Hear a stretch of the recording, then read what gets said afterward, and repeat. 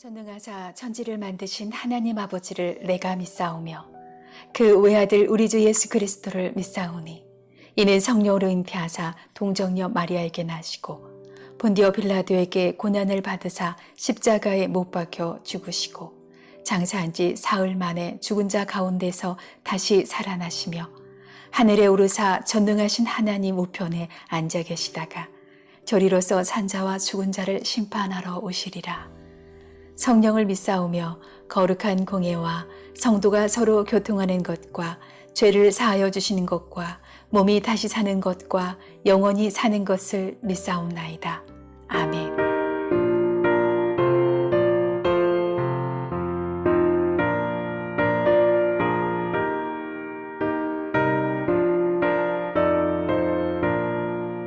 십자가 군병들아 주 위에 일어나 이들로 앞서 나가 담대히 싸우라.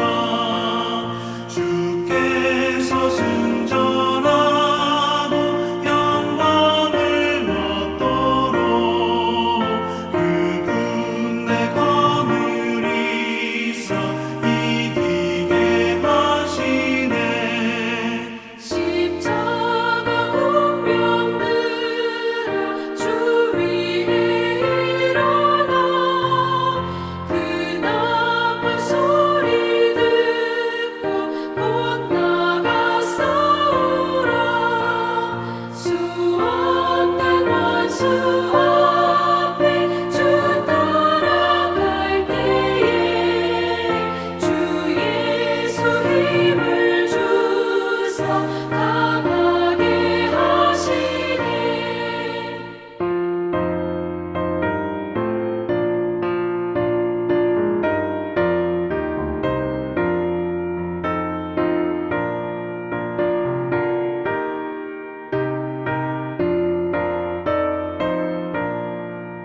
십자가 군병들아 주 위에 일어나 내 힘이 부족하니 주 권능 믿으라. 복음의 갑주 입고 늘 기도하면서 너 맡은 자리에서 충성을 다하라. 십자가 군병들아 주 위에 일어나 이 날에 접전하고 꽃게가 부르라. 승전한 군사들은 영생을 얻으며 영광의 주와 함께 왕 노릇하리라. 아멘.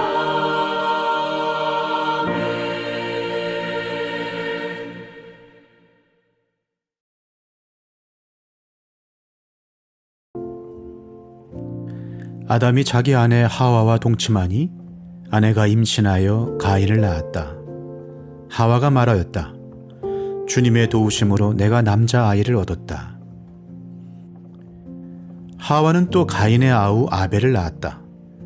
아벨은 양을 치는 목자가 되고 가인은 밭을 가는 농부가 되었다. 세월이 지난 뒤에 가인은 땅에서 거둔 곡식을 주님께 제물로 바치고 아벨은 양떼 가운데서 맛배의 기름기를 바쳤다. 주님께서 아벨과 그가 바친 제물은 반기셨으나 가인과 그가 바친 제물은 반기지 않으셨다. 그래서 가인은 몹시 화가 나서 얼굴빛이 달라졌다. 주님께서 가인에게 말씀하셨다. 어찌하여 네가 화를 내느냐? 얼굴빛이 달라지는 까닭이 무엇이냐? 네가 올바른 일을 하였다면 어찌하여 얼굴빛이 달라지느냐? 네가 올바르지 못한 일을 하였으니 죄가 너의 문에 도사리고 앉아서 너를 지배하려고 한다. 너는 그 죄를 잘 다스려야 한다. 가인이 아우 아벨에게 말하였다.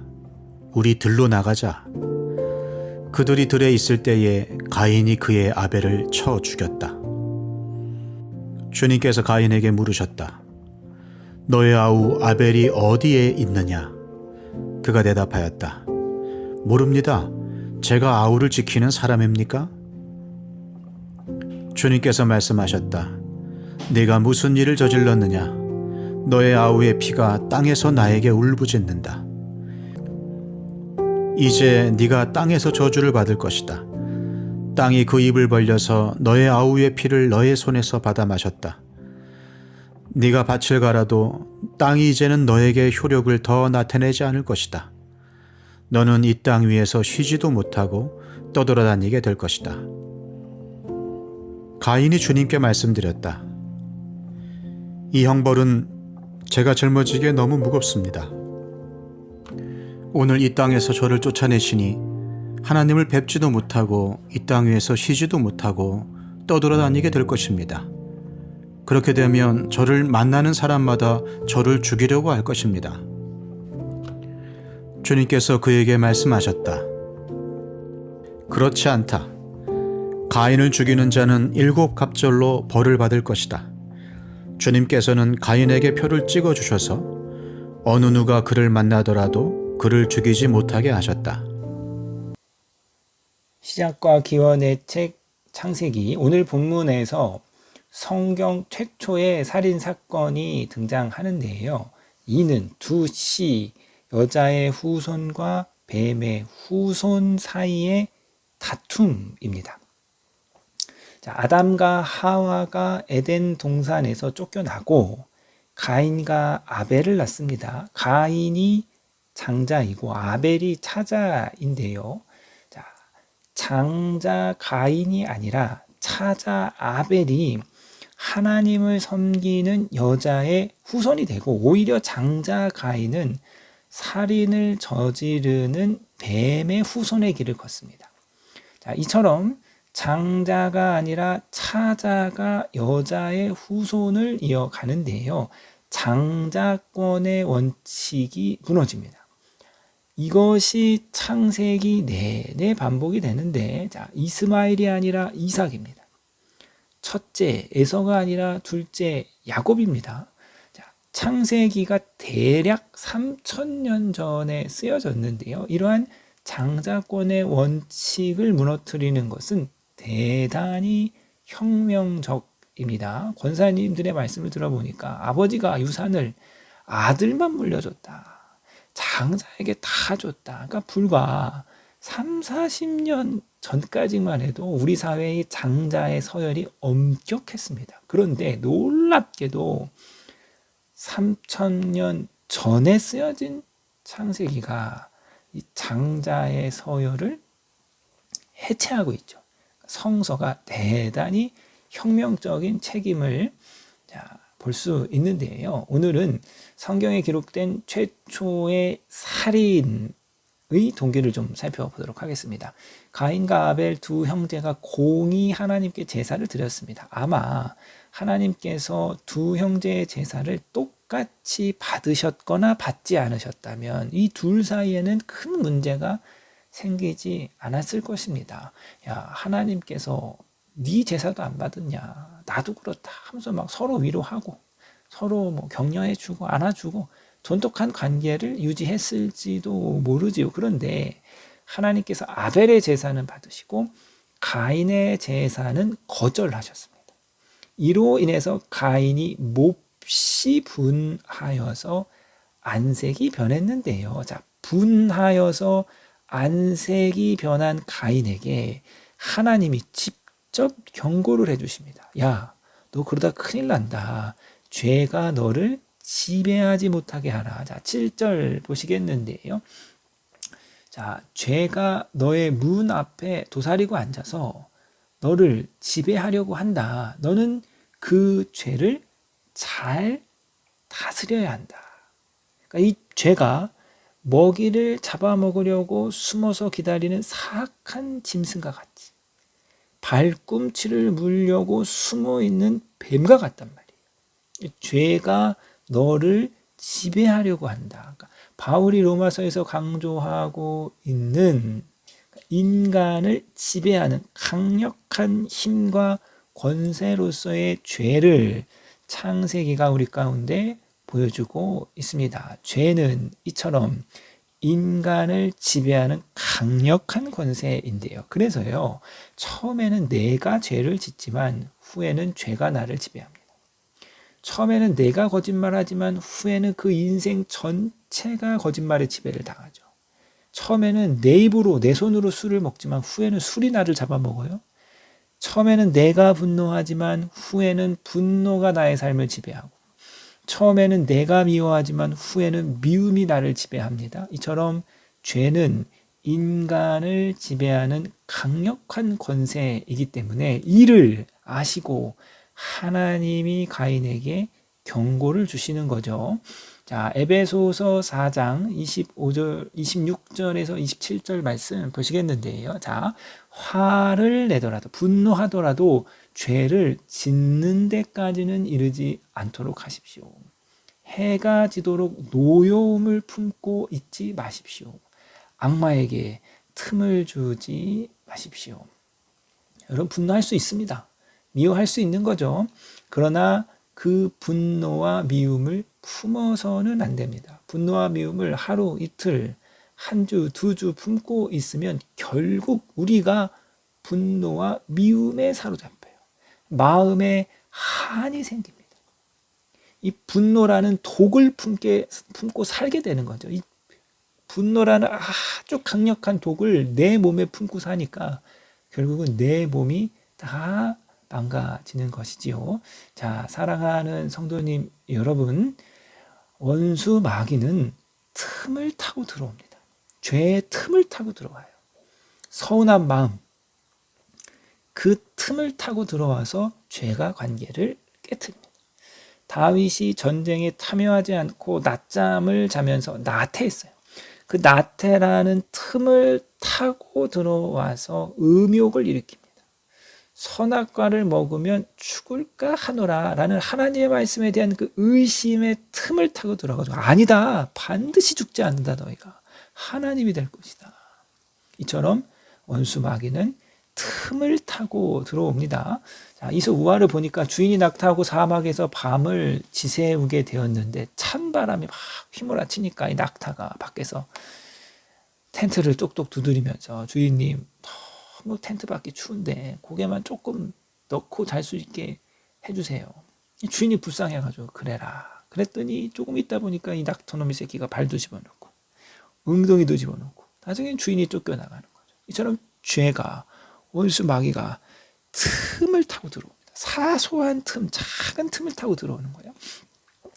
동생을 향한 미움과 분노와 시기, 어쩌면 사소한 죄일 수도 있어요. 근데 그 틈을 타고 죄가 들어와서 결국은 살인까지 저지르게 되죠. 바늘도둑이 소도둑 되는 거예요. 처음부터 극악무도한 죄는 없습니다. 다 작은 죄가 쌓이고 그 틈을 타고 원수 마귀가 우리의 삶을 완전히 억압하고 지배하는 것이죠. 그러므로 우리는 사소한 죄를 결코 가볍게 여기서는 안 돼요. 자, 무엇보다 죄를 경계하시는 저와 여러분 되시기를 주님의 이름으로 부탁드리겠습니다.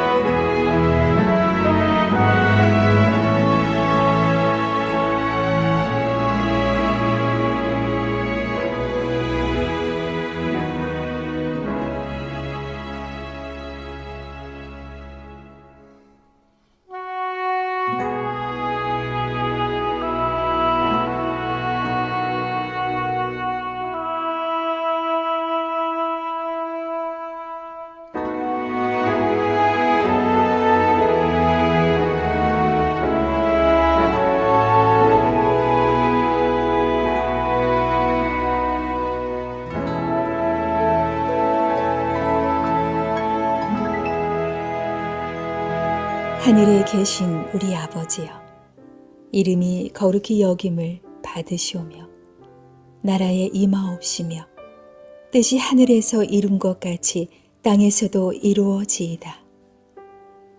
오늘날 우리에게 일용할 양식을 주옵시고 우리가 우리에게 죄 지은 자를 사하여 준 것 같이 우리 죄를 사하여 주옵시고 우리를 시험에 들게 하지 마옵시고 다만 악에서 구하옵소서. 대개 나라와 권세와 영광이 아버지께 영원히 있사옵나이다. 아멘.